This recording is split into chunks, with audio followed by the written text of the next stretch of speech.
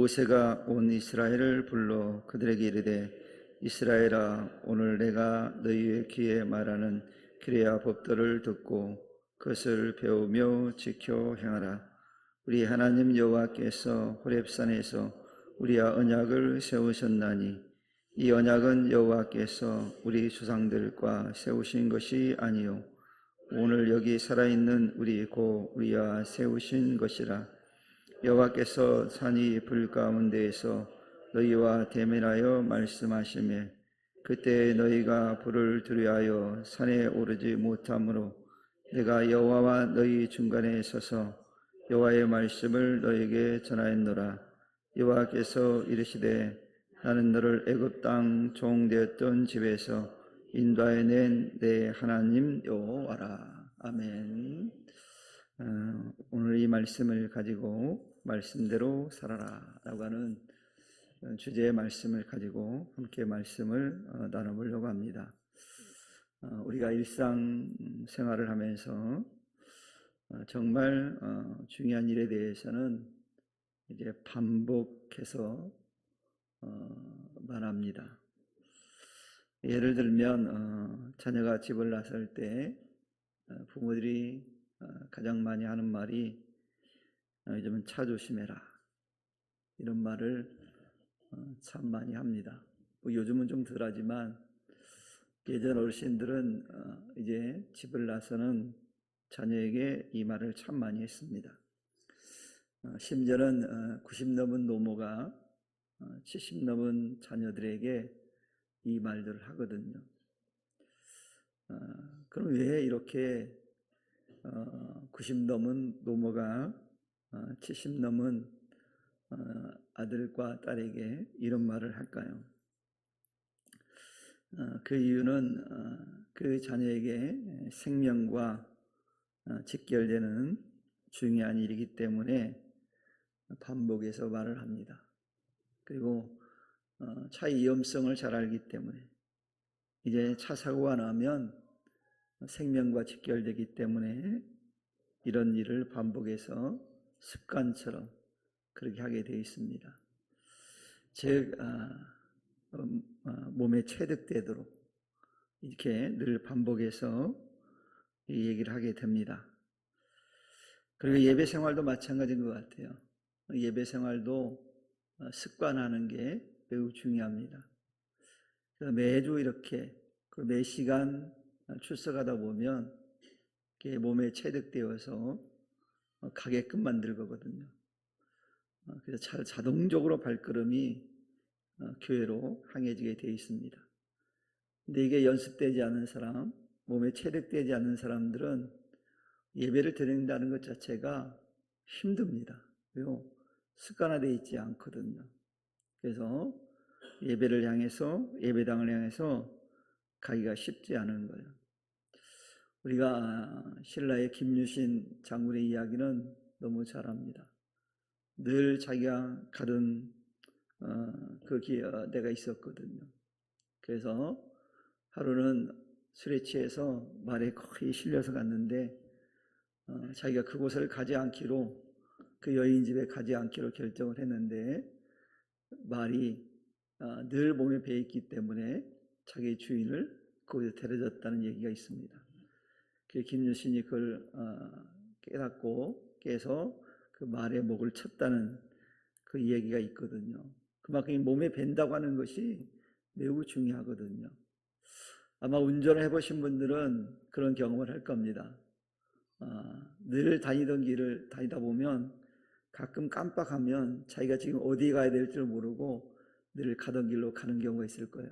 그럼 오늘 내가 여기 가려고 하지 않았지? 정신을 차려서 다시 자기가 목표를 수정해서 가는 경우가 있거든요. 이처럼 내 몸에 체득된다고 하는 것이 매우 중요합니다. 그래서 부모들은 그 자녀들이 몸에 체득되도록 계속 중요한 일이기 때문에 반복해서 말하게 돼 있는 거예요. 중요하지 않은 일에 대해서는 우리가 대충 말하고 이제 흘려버리지만 반드시 지켜야 할 일은 이처럼 몸이 완전히 체득될 때까지 반복하는 게 중요합니다. 이 군인들도 그래서 이 훈련이라는 거, 선수들도 계속 훈련이라는 걸 반복적으로 합니다. 이게 매우 중요하거든요. 반복하다 보면 이게 자동적으로 나오는 거거든요. 탁 건드리면 그 몸에 밴 행동들을 하게 돼 있거든요. 그래서 그 사람이 이제 어떤 말을 많이 사용하느냐라고 하는 것을 알 수 있는 방법이 있거든요. 그래서 같이 어울리다 보면 오랜 시간을 지내다 보면 그 사람이 쓰는 언어를 알 수 있거든요. 습관적으로 나오게 돼 있거든요. 그래서 우리가 몸을 잘 익히는 것이 매우 중요합니다. 뭘 익혔느냐, 뭘 내가 체득했느냐에 따라서 우리 안에서 나오는 것들이 달라지는 것들을 보게 되어집니다. 특히 오늘 본문에서 이 모세가 이스라엘 백성들을 이제 모아놓고 호렙산에서 세웠던 언약에 대해서 다시 강조하는 이유가 바로 오늘 알차에서 말씀드린 그런 이유 때문에 이제 강조를 하고 있습니다. 왜냐하면 광야 2세대들이 그걸 좀 몸에 배해서 그 말씀대로 살기를 원했거든요. 그래서 강조해서 다시 말씀을 하고 있는 거예요. 그래서 광야 2세대들에게 하나님 말씀을 다시 상기시키는 거예요.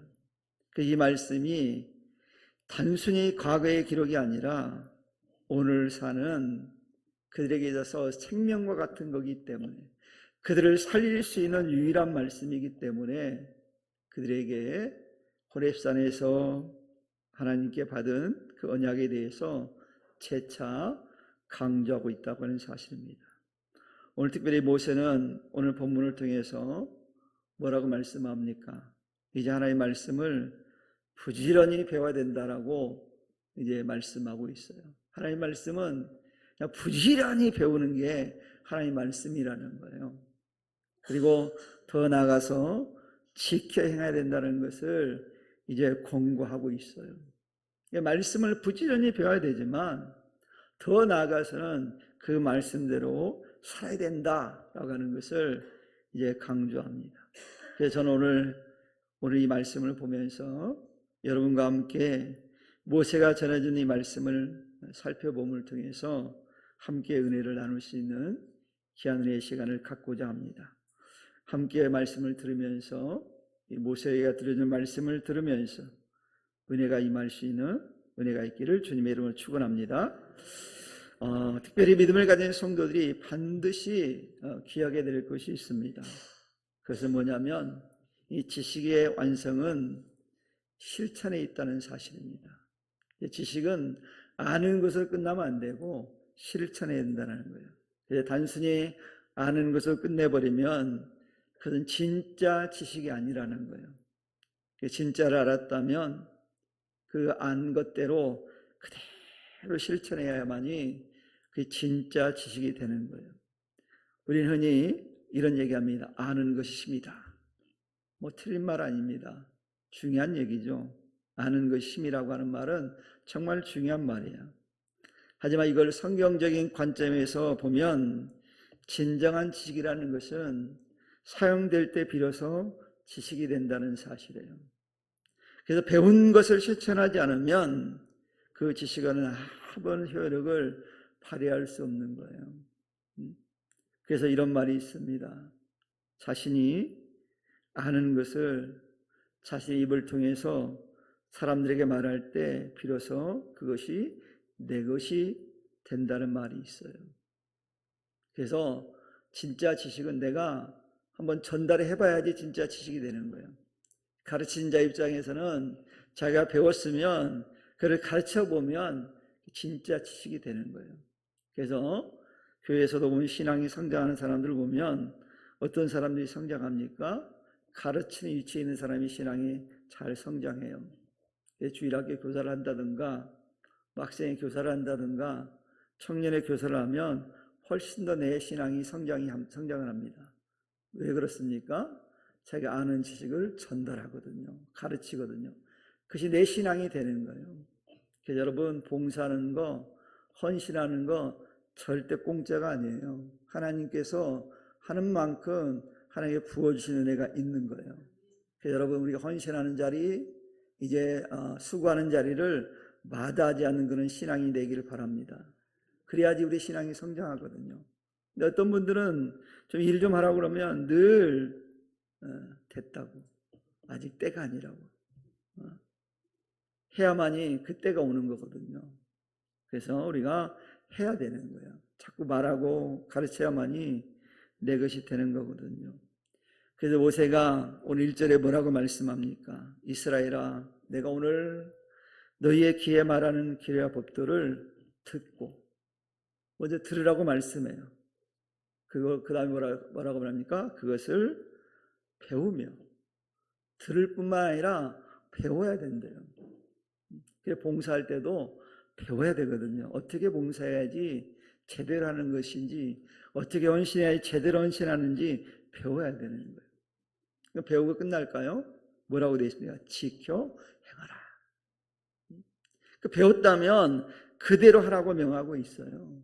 하지 않으면 아무 의미가 없다라는 거예요. 머리로만 알고 있는 건 아무 소용이 없다라고 말씀하고 있어요. 특별히 오늘 모세는 이 말씀을 통해서 세 가지 중요한 얘기를 하고 있잖아요. 뭘 얘기합니까? 듣고 배우며 지켜 행하라는 거예요. 여러분, 성도들이 아무리 하나님의 말씀을 열정적으로 듣는다 할지라도, 또 공부한다 할지라도 삶의 현장에 그 말씀대로 살지 않는다면 그것은 진정으로 들은 것이 아니에요. 진짜 들었다면, 배웠다면 그대로 살아가는 거예요. 그래서 실천되지 않는 말씀은 절대 영혼에 전달되지가 않는 거예요. 더 이상 진행이 안 되잖아요. 그저 고막을 울리고 사라진 공허한 소리에 불과한 거예요. 이런 말씀이 우리의 삶 속에 능력을 발휘하려면 반드시 실천이라고 하는 통로를 거쳐야 되는 거예요. 실천해야만이 그 말씀이 능력이 생기는 거예요. 그래서 실천이라고 하는 통로를 반드시 거칠 수 있기를 축원합니다. 그래서 사도 바울이 고린도전서 13장에서 고린도 교회 성도들에게 말씀을 전하면서 사랑에 대하여 이야기하면서 중요한 얘기를 해주고 있거든요. 왜 그러면 이 얘기를 했습니까? 그 배경이 있잖아요. 고린도 교회가 막 은사가 많이 나타나고 은사를 경험한 사람들이 많았어요. 근데 고린도 교회처럼 은사가 충만한 교회가 없었거든요. 그러면 우리가 생각할 때는 야, 됐다 그렇게 생각할지 모르지만 바울은 아니라는 거예요. 왜요? 고린도 교회가 그렇게 은사가 충만했는데 또 가장 문제가 많았던 교회거든요. 너무 이상하잖아요. 은혜가 충만하다고 얘기하는데 문제가 가장 많은 교회였다라는 거예요. 그래서 바울이 왜 그렇게 된 것인지 알기 때문에 고린도서 13장에서 이 사랑을 말하는 거예요.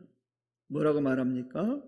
바울이 이렇게 얘기하죠. 내가 사람의 방언과 천사의 말을 할지라도. 여러분이 신비롭잖아요. 방언을 말하고 천사의 말을 할지라도. 천사의 말을 하는 얼마나 신비롭습니까? 근데 뭐라고 얘기합니까? 그 뒤에 이렇게 얘기하죠. 사랑이 없으면.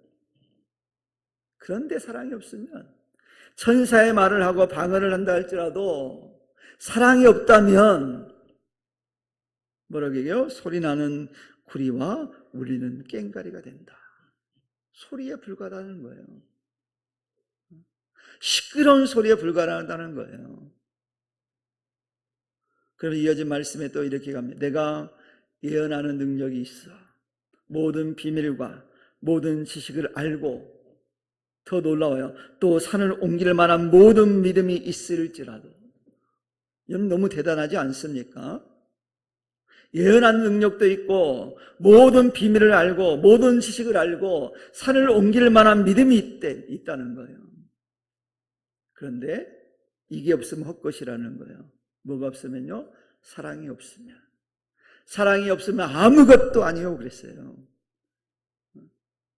사랑이 없다면 아무것도 아니라는 거예요. 그 다음에 보면 뭐라고 되어 있습니까?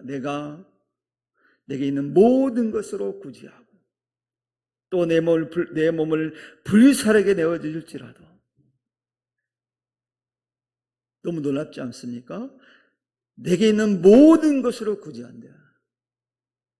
우리 교회에 그런 사람이 있어요? 여러분이 가지고 있는 모든 것으로 구제합니까? 저도 못해요. 근데 오늘 성경에 보니까 고린도 교회는 자신들이 가지고 있는 모든 것으로 구제하고 몸을 불사르게 내어주는 자들이었다는 거예요. 근데 뭐라고 되어 있습니까? 그것도 아무것도 아니에요. 뭐가 없으면요? 사랑이 없으면 내게 아무 유익이 없느니라 그랬어요. 무슨 얘기입니까? 이처럼 말로만 하는 사랑은 실천되지 않는 것은 진짜가 아니라 가짜라는 얘기예요. 진정한 사랑은 삶을 통해서 구체적으로 실천할 때 그것이 진짜 진정한 사랑이라고 말씀하고 있는 거예요. 그래서 야고보 선생은 확실하게 우리에게 얘기해 줍니다. 야고보서 2장 15절 16절을 보면 야고보 선생이 이렇게 얘기합니다. 만일 형제나 자매나 헐벗고 일용할 양식이 없는데 너희 중에 누구든지 그에게 이르되 평안히 가라, 덥게 하라, 배부르게 하라 하며 그 몸에 쓸 것을 주지 아니하면 무슨 유익이 있으리요? 여러분, 헐벗은 자에게는 옷을 줘야 됩니다. 배고픈 자에게는 떡을 줘야 되겠죠. 밥을 줘야 되겠죠. 이건 주지도 않으면서 배부르게 하라, 평안히 가라, 덥게 하라는 건 진짜 사랑이 아니라는 거예요. 여러분, 이 말씀을 왜 들려주고 있습니까? 말만 하는 것은 전혀 능력이 나타나지 않는다는 것을 우리에게 말씀해 주고 있는 거예요. 그러니 다른 말로 얘기하면 우리가 실천하면, 말씀대로 살면 그것이 곧 바로 능력이 된다는 거예요. 그러니 사랑하는 성도 여러분, 단순히 알고 말만 하는 것이 아닌 말씀대로 실천함을 통해서 믿음의 능력을 발휘할 수 있는 그런 성도 되기를 축원합니다. 이렇게 달라져야 돼요. 안 달라지면 아무 의미가 없잖아요. 여러분, 그리고 말씀대로 살기 위해서는 중요한 게 있습니다. 단기 기억이 아닌 영혼의 장기 기억에 새겨야 돼요. 여러분, 사람의 뇌에는 단기 기억 장치와 장기 기억 장치가 있다고 합니다.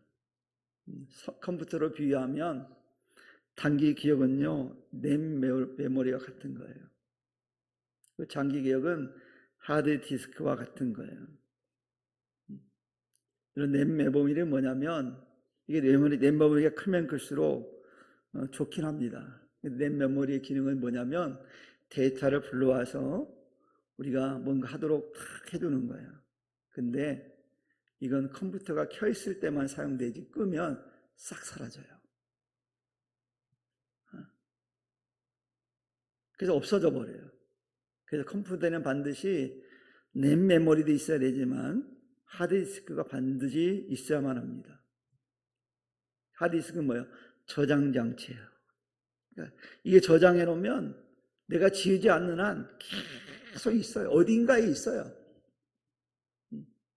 내가 찾아서 불러오기만 하면 돼요. 그래서 하드디스크는 이 유저가 컴퓨터를 사용하는 사람이 어떻게 저장하느냐에 따라 달라요. 그래서 그 사람들의 컴퓨터를 보면 이 사람이 어떤 성격인지도 대충 알 수 있습니다. 그래서 성격이 아주 깔끔한 사람들, 정리 잘하는 사람, 질서 정연한 사람들은 이 목록을 만들어가지고 정리를 잘해요. 컴퓨터 이걸 폴더라고 그러거든요. 폴더를 아주 적절하게 만들어가지고 찾기 쉽게 만들어가지고 탁 누르면 자기가 필요한 걸 찾아서 불러오는 거예요. 램 메모리를 통해서 탁 불러오는 거예요. 그게 장기 기억장치인 하드디스크거든요. 그러니까 이 램 메모리와 하드디스크는 기능 자체가 달라요. 이런 것처럼 이 신앙도 단기 기억과 같은 신앙생활하는 사람들이 있거든요. 이게 뭐냐면 예배 시간에 말씀을 들을 때는 큰 은혜를 받습니다. 정말 그렇구나. 나도 이제 말씀대로 살아야지. 오늘부터 내가 달라질 거야. 하지만 예배를 마치고 예배당 문을 나서는 순간 혹은 집에 도착하는 순간 그 결단이 사라지는 사람이 있어요. 싹 사라져요. 내가 언제 그랬냐는 듯. 그저 데이터가, 영적 데이터가 저장되지 않고 다 날아가 버린 거예요. 예수님은 이런 사람을 이렇게 표현했어요. 열매 맺지 못하는 나무와 같다. 그래서 단기 기억과 같은 신앙을 가진 사람들은 열매 맺지를 못해요. 열매. 듣긴 들었는데, 배우긴 배웠는데 늘 열매가 없는 거예요. 예배당에 있을 때는 뜨거운데 나가면 아무런 열매가 없는 거예요. 그 사람이 신앙인인지 일반 사람인지 예수 믿는 사람인지 아닌지 구별할 수가 없는 거예요. 왜요? 남아있는 게 없잖아요. 반면에 장기 기억과 같은 신앙을 가진 사람은 어떻습니까? 말씀을 가슴 깊이 새겨 저장하는 신앙이에요. 그래서 아무리 환경이 바뀌어도 아무리 시련이 닥쳐도 신앙이 흔들리지가 않아요. 왜요? 말씀이 그를 부여잡고 있기 때문에, 말씀이 그를 지배하고 있기 때문에 말씀들이 생각나서 도저히 다른 걸 못하는 거예요. 그 말씀대로 살 수밖에 없는 거예요. 말씀대로 행동하는 거예요. 이것이 바로 성숙한 그리스도인의 모습이거든요. 우리 성도들 이런 그리스도인 되기를 축원합니다. 그래서 성숙한 성도는요, 이런 특징이 있어요. 자신에게 손해가 된다 할지라도, 환경이 복잡하다 할지라도 배운 대로 살아내요. 배운 대로. 오늘 이 자리에 오신 우리 성도님들은 말씀을 들을 때만 반짝하는 신앙에서 벗어나서 말씀이 내 인격과 삶의 일부가 되는 장기 기억 장치와 같은 신앙인이 될 수 있기를 주님의 이름으로 축원합니다. 근데 달라져야죠. 제가 요즘 교인들하고 만나면 이 도덕성에 대한 얘기를 가끔 해요. 가끔. 도덕성이 뭘까요? 도덕성을 간단하게 제가 설명해 드릴 수 있어요. 도덕 선생은 아니지만 아주 도덕은 간단하게 설명해 주시면 뭐냐면 이런 거예요.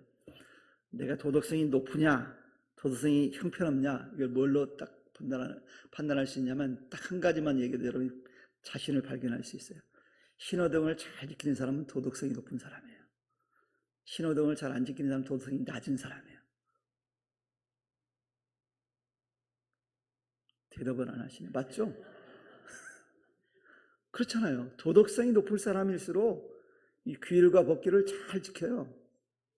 도덕성이 떨어진 사람은 규율 상관없어요. 법 상관없어요. 자기 마음대로 살아요. 이게 도덕성이 떨어지는 거예요. 여러분 신호등 하나만 지켜도 그러니까 도덕성이 뛰어난 사람이에요.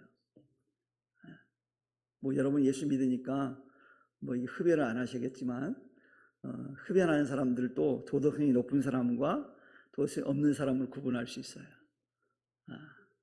자, 담배 꽁초를 아무데나 버리는 사람은 도덕성이 높은 사람일까요? 낮은 사람일까요?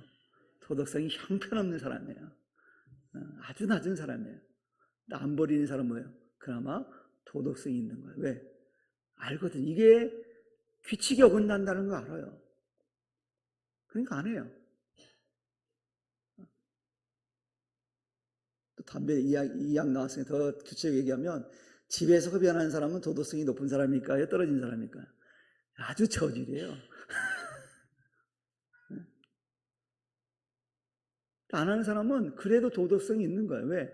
내 가족, 내 식구를 생각하거든요. 그래서 아무 데나 그렇게 하지 않아요. 가끔씩 제가 우리 집에 갈 때 아파트에서 막 승질을 날 때가 있어요, 제가. 왜냐면 언제냐면 이 엘리베이터 하다가 가래침을 딱 뱉어놓은 사람이 있어요. 야, 뭐 이런 도덕성이 있나. 쓰레기 막 버려놓고. 지난번에는 누가 데일밴드도 붙여놨더라고. 자, 그런 사람은 도덕성이 높은 사람이 낮은 사람이에요. 낮은 사람이죠. 아니, 좀 있다가 자기 집에 버리면 되잖아요. 들고 가서. 여러분, 그러니까 그런 사람 보거든 싸울 생각하지 마세요. 그 사람 낮은데 여러분 괜히 얘기해봤자 여러분만 더럽혀요. 도덕성이 낮은데 그 사람 얘기해봤자 소용없어요. 아직 미성숙했기 때문에 그러는 건데 자꾸 성숙하라 하면 얼마나 그도 짜증나겠습니까? 못해요. 스스로 깨닫기 전까지. 배우는데도 모르잖아요. 체득이 안 돼서 그런 거거든요. 왜냐하면 장기기억장치 이게 없어요. 도덕성이. 이게 못하는 거예요. 신앙도 그렇다는 거예요. 그래서 야고보 선생이 중요한 얘기를 했어요. 뭐라고 했냐면 야고보서 2장 11절에 이렇게 얘기합니다. 행함이 없는 믿음은 그 자체가 죽은 것이다. 죽었으니 가능해 불가능해.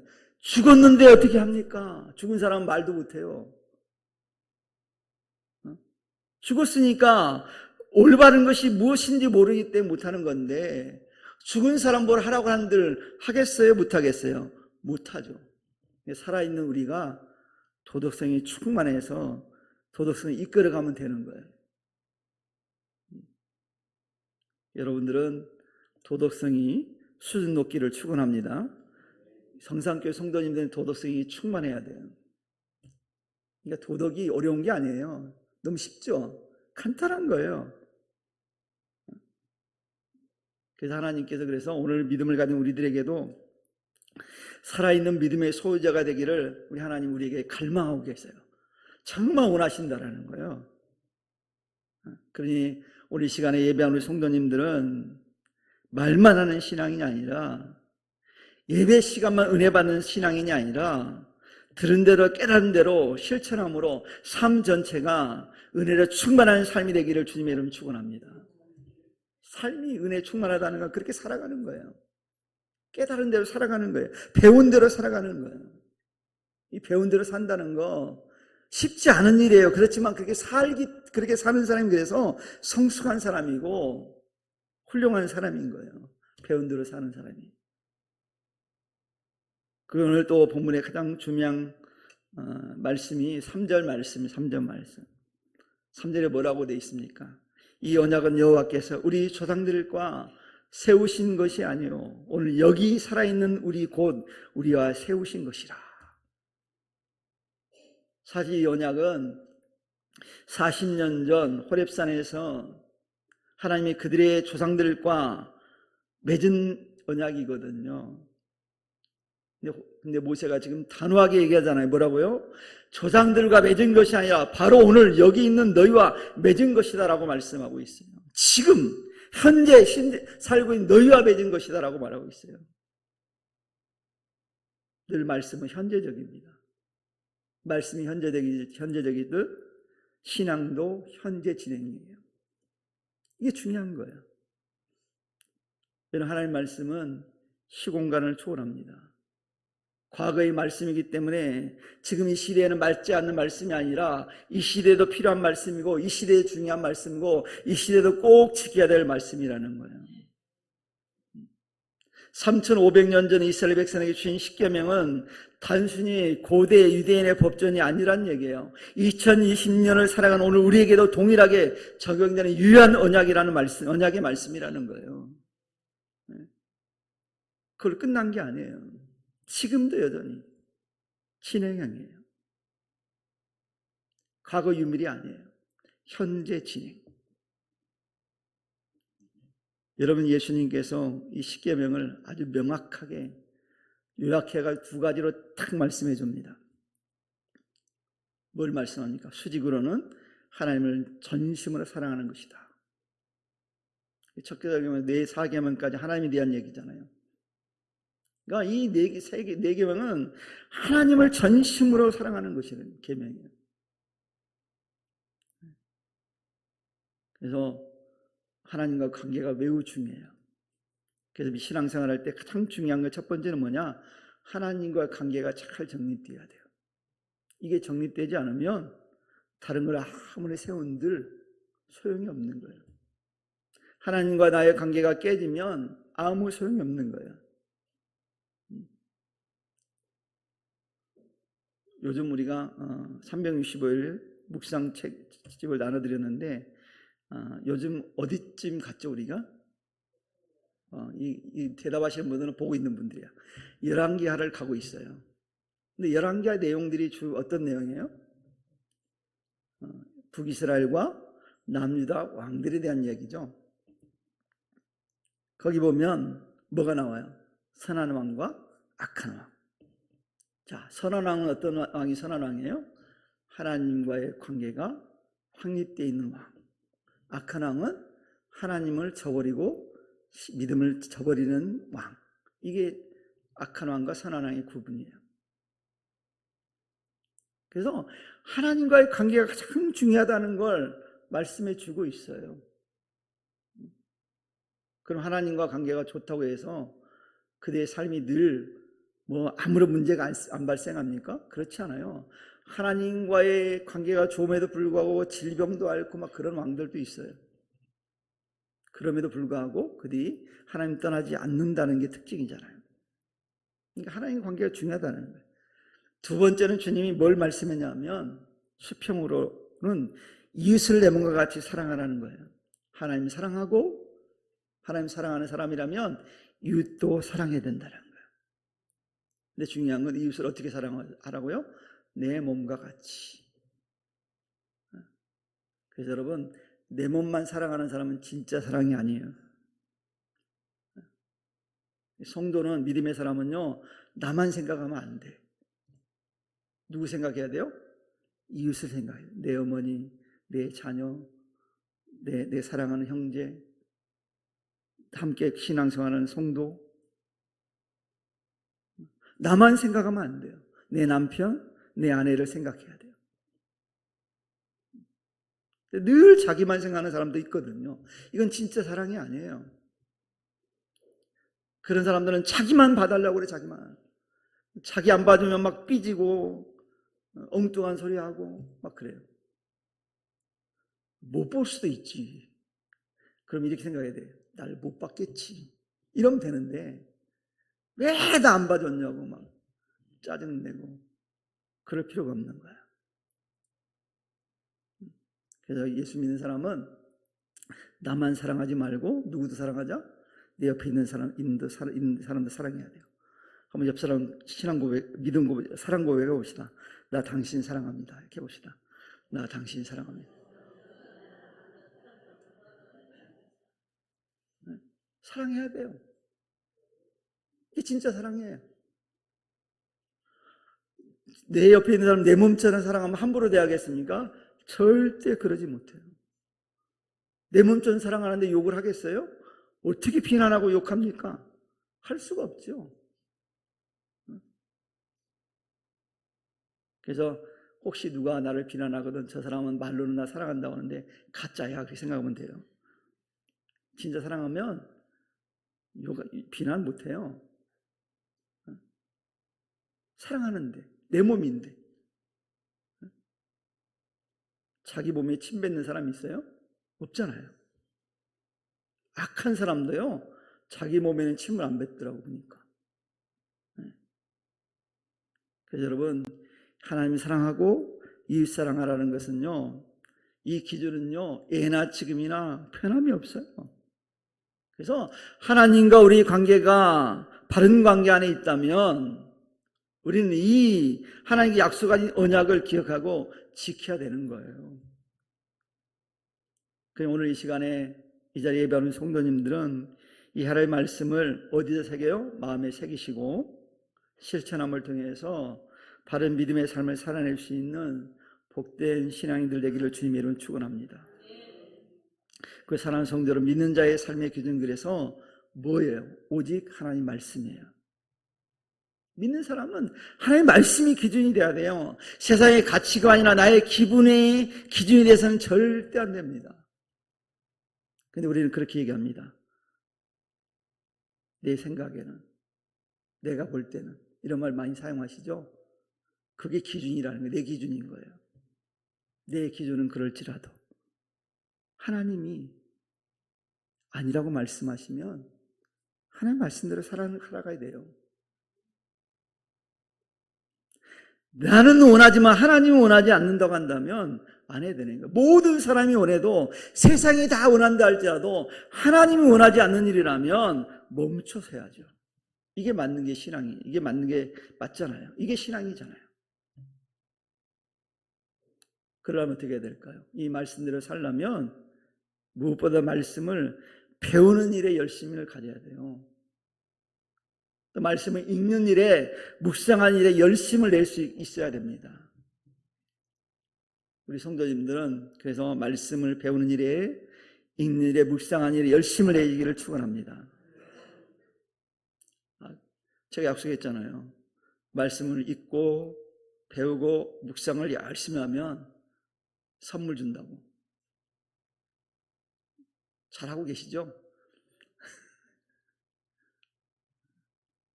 아니, 자기 영적으로 충만해졌는데 선물까지 받으니 얼마나 복입니까? 결국 자기에게 유익한 건데. 그래서 여러분, 우리 부평 성당교 성도님들은 배우고 읽고 묵상하는 것을 멈추지 않기를 축원합니다. 멈추지 말아야 돼요. 이 멈추는 순간 병들 수 있거든요. 그래서 배우고 읽고 묵상하는 단기 기억장치에 머물다 없어져 버리는 말씀이 아니라, 말씀이 우리의 삶이라는 장기 기억장치에 깊이 깊이 기록할 수 있기를 축원해요.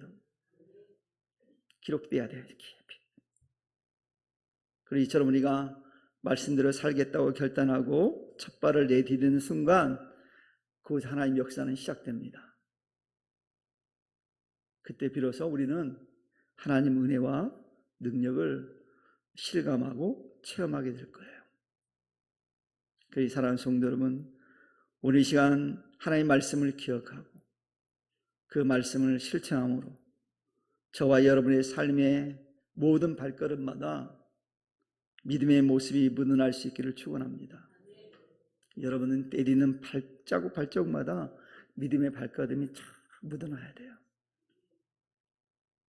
그래서 우리의 삶의 여정이 정말 주님이 볼 때 아름다운 삶의 여정, 또 주님이 기뻐하시는 삶의 여정이 다 될 수 있기를 주님의 이름으로 간절히 축원합니다. 기도하겠습니다. 하나님 감사합니다.